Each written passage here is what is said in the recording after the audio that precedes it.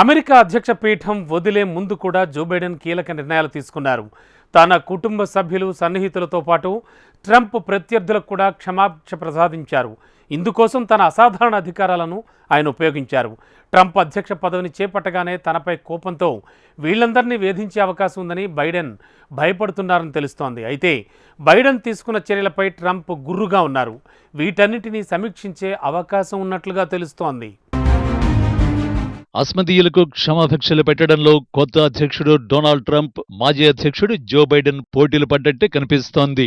America అధ్యక్ష పీఠం నుంచి దిగిపోతున్న చివరి క్షణాల వరకు జో బైడెన్ తన అసాధారణ అధికారాలు ఉపయోగించుకున్నారు. ఎన్నికల ఫలితాలు వచ్చినప్పటి నుంచి పెద్ద సంఖ్యలో క్షమాభిక్ష పెడుతూ వచ్చారు. తన అధ్యక్ష పదవీ కాలం మరికొన్ని గంటల్లో ముగియనున్న వేళ జో బైడెన్ మరికొన్ని కీలక నిర్ణయాలు తీసుకున్నారు. గతంలో ట్రంప్ ను విమర్శించిన అమెరికా వైద్య నిపుణుడు doctor Anthony Fauci, retired general Mark Milley తదితరులకు ముందస్తు క్షమాభిక్ష ఆదేశాలు జారీ చేశారు. వీరితో పాటు 2021 జనవరి 6 నాటి క్యాపిటల్ హిల్ దాడులపై విచారణ జరిపిన హౌస్ కమిటీ సభ్యులకు ఉపశమనాన్ని కలిగించారు.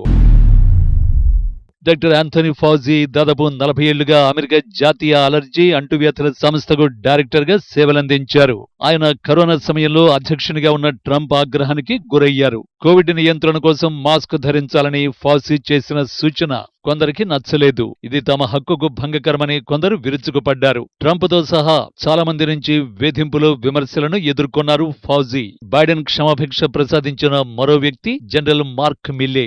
అమెరికాలో జాయింట్ చీఫ్స్ ఆఫ్ స్టాఫ్ కు ఆయన చైర్మన్ గా పనిచేశారు. గతంలో ఆయన ట్రంప్ ను ఫాసిస్ట్ గా అభివర్ణించారు. 2021 జనవరి 6న క్యాపిటల్ హిల్ పై జరిగిన తిరుగుబాటులో ట్రంప్ ప్రవర్తనను ఆయన సవివరంగా వివరించారు. ట్రంప్ కు వ్యతిరేకంగా వాదించినందుకు మిల్లే కూడా ట్రంప్ అభిమానుల ఆగ్రహానికి గురయ్యారు. తాను అధికారంలోకి వచ్చిన తర్వాత తనను విచారణకు గురి చేసిన వారిని శిక్షిస్తామని డొనాల్డ్ ట్రంప్ ఇటీవల హెచ్చరించారు.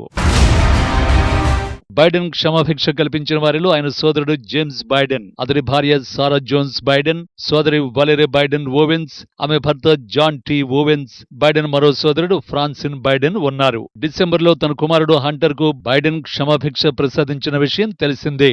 తాను అధ్యక్ష పదవి నుంచి దిగిపోయిన తర్వాత ట్రంప్ కక్ష సాధింపు చర్యలకు దిగే అవకాశం ఉందని బైడెన్ భయపడ్డారని తెలుస్తోంది. తనను బాధ పెట్టేందుకు ట్రంప్ తన సన్నిహితులను కూడా లక్ష్యంగా చేసుకుంటారని ఆయన ఆందోళనకు గురయ్యారు.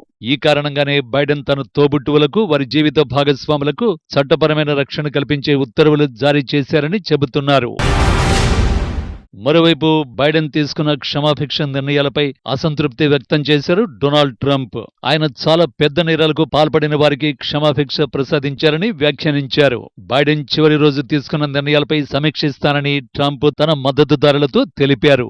ఇక అమెరికా అధ్యక్షుడి బాధ్యతల నుంచి వైదొలిగిన బైడెన్ దంపతులు కాలిఫోర్నియాకు పయనమయ్యారు. ఈ క్రమంలో కీలక వ్యాఖ్యలు చేశారు. తాను వీడింది కార్యాలయాన్ని కాని పోరాటాన్ని కాదు అని అన్నారు. తాను రాజకీయాల నుంచి వైదొలగబోనని, ప్రజా జీవితంలో కొనసాగుతానని స్పష్టం చేశారు.